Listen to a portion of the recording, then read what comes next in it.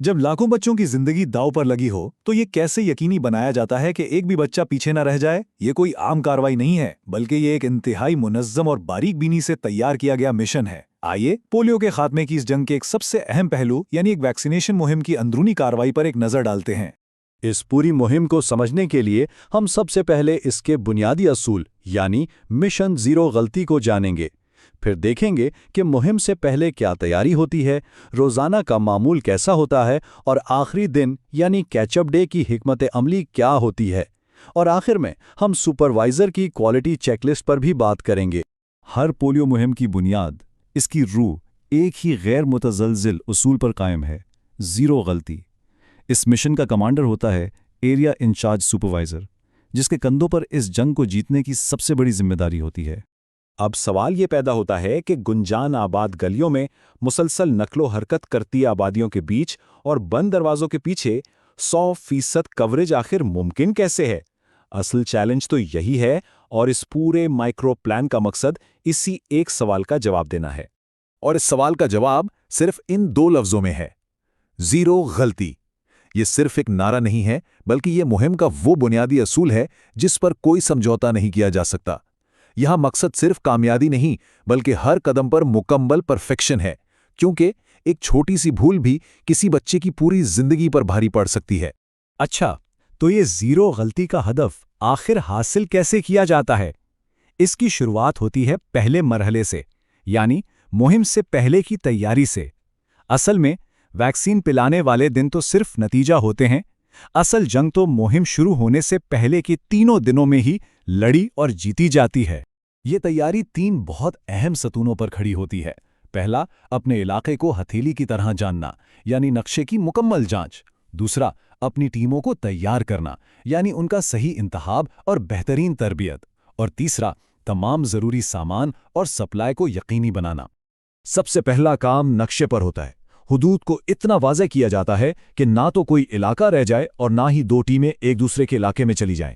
Supervisor पिछले data की बुनियाद पर घरों और बच्चों की तादाद को दोबारा चेक करता है और सबसे अहम बात, वो हाई रिस्क एरियाज़ को नक्शे पर नुमाया तौर पर निशानजद करता है।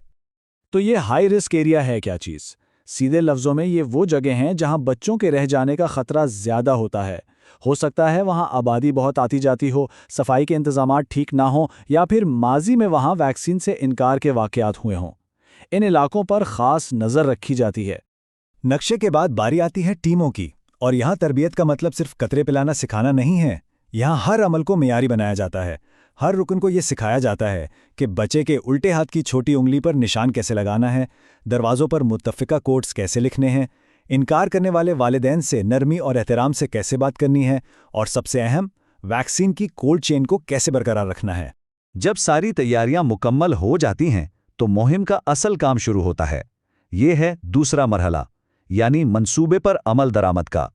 अब अगले 3 दिन तक पूरी दुरुस्तगी और तंदही से फील्ड में काम किया जाता है। एक सुपरवाइज़र का दिन बहुत ही मुनज़्ज़म होता है।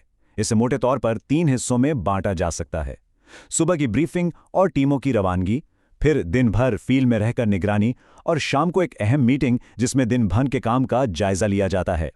दिन का आगाज बिल्कुल एक फौजी ऑपरेशन की तरह होता है। सुपरवाइजर हाजिरी लेता है, किसी भी इमरजेंसी के लिए रिजर्व अमले को तैयार रखता है और खुद एक एक वैक्सीन कैरियर और उसके आइस पैक्स को चेक करता है। हर टीम को उसका नक्शा, टाली शीट और वैक्सीन देकर रोजाना का हदफ याद दिलाया जाता है, जो तकरीबन 150 से 200 घरों का होता है। ये जो कोल्ड चेन की इस्तिलाह है ना, ये इस मुहिम में जिंदगी और मौत का मामला है।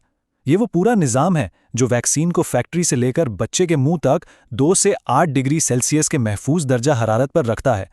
अगर ये दर्जा हरारत बिगड़ जाए तो वैक्सीन बेकार हो जाती है और दिन की सारी मेहनत ज़ाया हो सकती है। टीमों को रवाना करने के बाद सुपरवाइजर का काम खत्म नहीं होता, बल्कि असल काम तो अब शुरू होता है। वो एक जगह बैठता नहीं, बल्कि फील्ड में टीमों के साथ होता है, उनके काम को देखता है, उनकी मदद करता है, गलियों में बच्चों की उंगलियों और दरवाजों पर लगे निशानात को चेक करता है, और जहां कहीं इनकार का मामला पेश आए वहां खुद मुदाखलत करता है। इनकार, ये लफ्ज़ मुहिम के सबसे बड़े चैलेंजेस में से एक है। जब कोई खानदान वैक्सीन पिलाने से मना कर देता है तो इसे सिर्फ नोट नहीं किया जाता, बल्कि इस पर फौरी और माहिराना तरीके से काम करने की ज़रूरत होती है। تاکہ والدین کے خدشات کو دور کر کے ان کا اعتماد بحال کیا جا سکے۔ دن کا اختتام ہوتا ہے ایک بہت اہم میٹنگ پر۔ یہاں سپروائزر تمام ٹیموں سے ڈیٹا اکٹھا کرتا ہے اور رہ جانے والے بچوں کی 2 الگ الگ فہرست بناتا ہے، ایک ان بچوں کی جو گھر پر دستیاب نہیں تھے اور دوسری ان کی جن کے گھر والوں نے انکار کیا تھا۔ یہی معلومات اگلے دن کی حکمت عملی کی بنیاد بنتی ہے۔ پہلے 3 دن کی بھاگ دوڑ کے بعد اب مہم اپنے سب سے نازک، سب سے اہم مرحلے میں داخل ہوتی ہے۔ یہ ہے تیسرا مرحلہ، یعنی کیچ اپ ڈے۔ اس دن کا فوکس تعداد پر نہیں بلکہ کوالٹی پر ہوتا ہے۔ مقصد صرف ایک، ہر اس بچے تک پہنچنا جو کسی بھی وجہ سے رہ گیا تھا۔ یہاں آ کر پورے حکمت عملی بدل جاتی ہے۔ دیکھیں، پہلے 3 دن کا فوکس تھا زیادہ سے زیادہ کوریج پر، یعنی ہر دروازے پر دستک دینا۔ لیکن کیچ اپ ڈے کا مقصد بالکل مختلف ہے۔ یہاں فوکس ہوتا ہے ٹارگیٹڈ کوالٹی پر، یعنی صرف ان گھروں میں جانا جہاں بچے رہ گئے تھے اور ان تک ہر حال میں پہنچنا۔ اس دن کوئی ٹیم گلیوں میں یوں ہی نہیں گھومتی، ہر ٹیم کے پاس پچھلی رات تیار کی گئی ایک ٹارگیٹڈ لسٹ ہوتی ہے۔ سپروائزر خود انکار والے گھروں میں جا کر والدین کو قائل کرنے کی کوشش کرتا ہے اور ٹیمیں ان گھروں میں مختلف اوقات میں دوبارہ جاتی ہیں جو پہلے بند ملے تھے۔ مقصد صرف ایک ہے، 0 مسڈ چلڈرن۔ تو اب سوال یہ ہے کہ اس پورے پیچیدہ عمل میں، اتنی بھاگ دوڑ میں 0 غلطی کے معیار کو قائم کیسے رکھا جاتا ہے؟